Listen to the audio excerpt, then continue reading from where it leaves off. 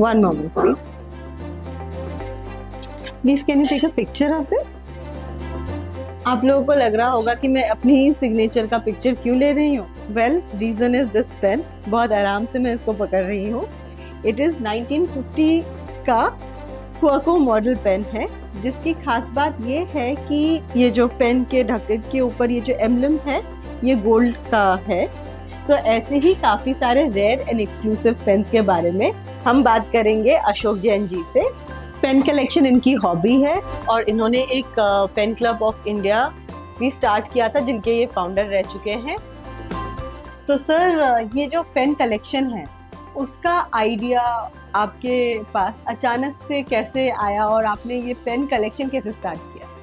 Actually बहुत सारी चीज़ें आपको अट्रैक्ट करती हैं, लेकिन आपको उसके बारे में नॉलेज नहीं होती. और हम हिंदुस्तानी जो हैं वो सोने से बहुत प्यार करते हैं. 1996 या 95 में मेरे को एक पेंसिल मिली शेफर की, 14 कैरेट गोल्ड की. बहुत खूबसूरत उसके ऊपर कार्विंग का काम था, तो मेरे को बड़ा सुंदर लगा. मैंने वो पेंसिल खरीदी, वो मेरी पहली कलेक्शन थी. लेकिन उसके बाद फिर मेरे को लगा कि ऐसी तो और भी चीज़ें आती होंगी, तो मैंने ढूंढना शुरू किया. तो मार्केट में मिलता तो बहुत कुछ था, लेकिन नॉलेज नहीं थी उसके बारे में. तो कुछ किताबें मैंने ढूंढ करके पढ़ी उसके पेन के बारे में, कुछ किताबें मैंने इंपोर्ट करी, और तब मुझे मालूम चला कि जो चीज़ें हमारे को यहाँ मिलती हैं वो चीज़ें लोगों ने देखी ही नहीं. मतलब बहुत मज़ेदार होती थी. उनके केमिकल अलग अलग चीज़ से बनती थी, सोने में, चांदी में, फिर रेजिन के बनते थे, और ज़्यादातर पेनों की निबें जो थी वो सोने की थी. अच्छा. तो उसका एक अलग मज़ा आता था. उन सब चीज़ों ने मुझे अट्रैक्ट किया. अभी आप अपने थोड़ा सा कलेक्शन के बारे में भी बताएं, थोड़ी हमारे को भी और व्यूअर्स को भी थोड़ा सा नॉलेज दे दीजिए कि कितने पुराने पेन्स हैं, उसकी खासियत. पहले राजा महाराजाओं के लिए सोने चांदी के होल्डर बनते थे. एसडी मॉडर्न एंड कंपनी और कुछ इसी तरह की दूसरी कंपनी जो है वो खास पेन बनाती थी. बड़े होल्डर आते थे और उसके आगे की निब जो थी वो स्पेशल बनती थी, क्योंकि हिंदुस्तान में उस टाइम अंग्रेज़ों का राज था, तो इंग्लैंड से बहुत सामान हमारे यहाँ आता था. तो इंग्लिश निबें आती थी हमारे पास बर्मिंघम से, और जी की निब हम लोग काफ़ी इस्तेमाल करते थे होल्डर्स में. बाद में चेंजेस आई, तो पेनों में जो सेफ्टी पेन और दूसरे पेन आए उन पे भी लोग कार्विंग और दूसरे काम करते थे. मैं एक पेन आपको दिखाता हूँ. ये सेफ्टी पेन है, इस पर जो है ये सोने का काम हुआ है. ये 1930 की सेफ्टी पेन है. ऐसे खुलता था ये, और इसकी निब इस तरह से बाहर आती थी. ओके, तो मतलब इसमें अब क्योंकि क्विल से नेक्स्ट स्टेप था ये, तो इसमें आप आई ड्रॉपर से शाई डालेंगे और फिर उसके बाद ये 4-5 लाइन 6 लाइन लिख सकता है. अब क्योंकि वो पूरी नहीं सूखी जब आपने इस्तेमाल किया, तो ये अगर जेब में रखेंगे तो ख़राब करेगी जेब. इसके लिए इसको बंद कीजिए और ऐसे इसको कैरिएबल बना दिया गया. तो फिर ये एक नई इन्वेंशन हो गई एक तरह की. हाँ. तो ऐसी चीज़ें मुझे अट्रैक्ट करती हैं, ऐसी चीज़ें मैंने कलेक्ट करी हैं 70s से.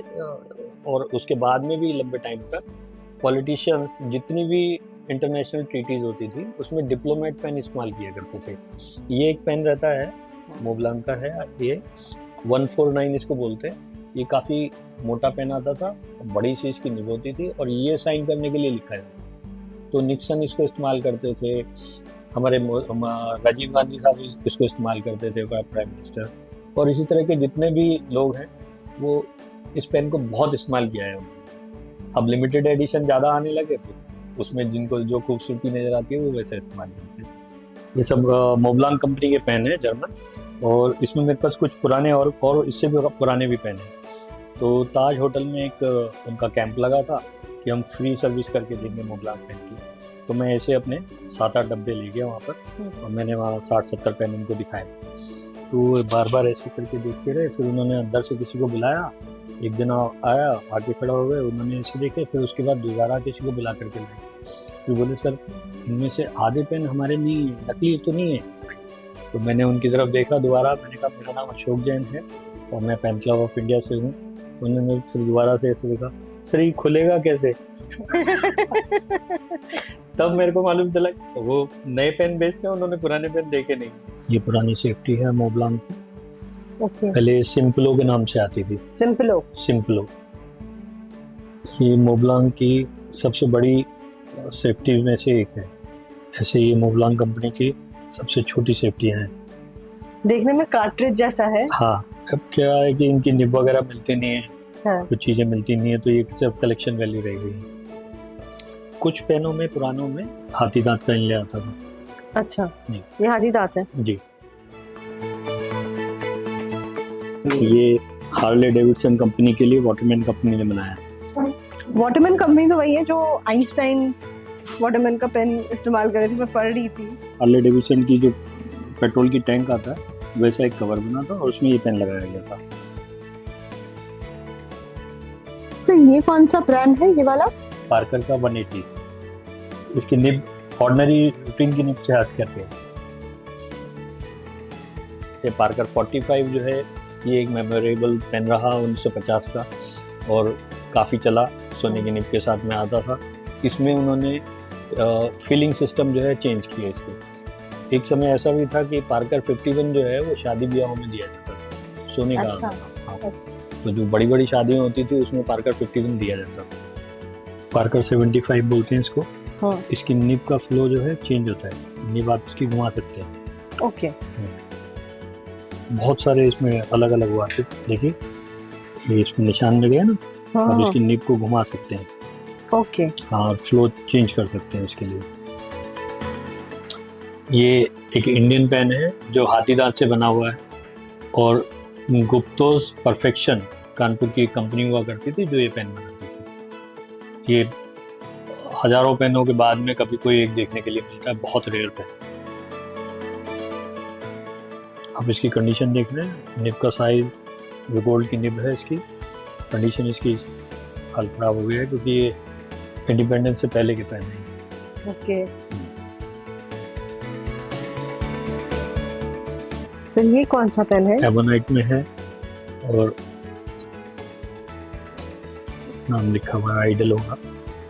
आइडल लिखा है। हाँ, आइडल पेन है। आइडल भी कंपनी थी और उस समय में ऐसे खूबसूरत पेन बनाती थी। वर्ल्ड वॉर 2 का पेन। वाओ। ये कॉन्वे स्टुअर्ट सेलुलाइट के पेन है। सेलुलाइट की एक खासियत ये है कि अगर ये धूप में रहेगा तो बैंड हो जाएगा। बैंड हो जाएगा? हाँ। दूसरी ये है कि ये अगर इसमें आग लग जाएगी तो ये कपूर की तरह से जलता है। केमिकल है।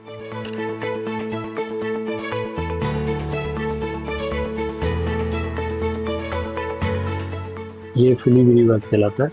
Filigree work? हाँ। ये पेन के ऊपर में ओवरले है गोल्ड का, सोने का है और पेन के ऊपर में इसका ये खोल चढ़ाया हुआ है। आई ड्रॉपर पेन है 1910 के 1920 के। पूरी मार्किंग होती है, हॉलमार्क होता है, कंपनी का नाम होता है, सब कुछ होता है। वाटरमैन टेक्निकली बहुत ही बढ़िया चीज़ बनाते थे। हर चीज़ के लिए स्पेस है, यहाँ आप अपना नाम लिख सकते हैं। ओके। हर चीज़ के लिए स्पेस है यहाँ पे, मतलब ये जो खाली जगह है आप कह रहे हैं अपना इसमें नाम लिखते थे लोग। डिज़ाइन का पार्ट बना दिया और आपको स्पेस दे दिया नाम लिखने के लिए। इसकी डिजाइन अलग है। लीवर फिलर है। सर लीवर फिलर क्या है सर? ये जो सिस्टम है ना, अंदर रबड़ की एक ट्यूब रहती थी और इससे रबड़ की ट्यूब को दबा करके और तब शाई करते थे। ओके। इसको लीवर बोलते थे, तो लीवर फिलर है। और इससे एक बार शाही भर ले तो कितने पेजेस, मतलब कितना? वो इतनी बड़ी ट्यूब है इसके अंदर, 4-5 दिन 6 दिन चलेगा। इससे ये कौन सी कंपनी का है? ये अलग कॉन्वे स्टुअर्ट। Conway Stuart. ये सब हॉलमार्क के हैं सोने के। ओके। कौन से ईयर का होगा सर ये सब 1920-1930 के आसपास के हैं। ज़्यादातर पेन जिनमें रिजर्वायर नहीं है, आई ड्रॉपर हैं, वो सब 1920-1930 में ख़त्म हो गए। 1930 के बाद में आई ड्रॉपर नहीं होते। टेलीस्कोपिक पेन है, छोटा और बड़ा हो जाए। ओके। अभी थोड़ी देर पहले एलईडीज पेन था, छोटा सा पेन था लटकाने के लिए, अभी इसको दिखते हुए बड़ा हो गया, ग्रिप के लिए भी आराम। सर बॉल पेन ने 90s में तो आके फाउंटेन पेन को ऑलमोस्ट गुड बाय कह दिया था कि मार्केट से हटाने की बॉल पेन की तो काफ़ी कोशिश थी, लेकिन 2000 के बाद से फाउंटेन पेन ने इंटरनेट के माध्यम से काफ़ी टाइम बाद दोबारा से समहाउ अपना वापसी री एंट्री उन्होंने कर ली। तो सर ये री एंट्री कैसे हुआ फाउंटेन पेन का, इसके बारे में थोड़ा अगर आप बताएं। हम लोग कोई भी बहुत इंस्पायर होते हैं अपनी हिस्ट्री से। हमारे शास्त्रों में लिखा है कि पहले सरकंडे से पेन बनाया जाता था और फिर उससे लिखा जाता था। हमने भी बचपन में तख्तियों पे लिखा है उन सरकंडे के पेनों से। उसके बाद में आप ऐसा समझिए कि 1880 तक हम लोग क्विल इस्तेमाल करते थे, जिसको हम होल्डर बोलते हैं, और उसके आगे एक निब लगती थी और उससे लिखा करते थे, और वो फाउंटेन पेन की सबसे पहली शेप थी।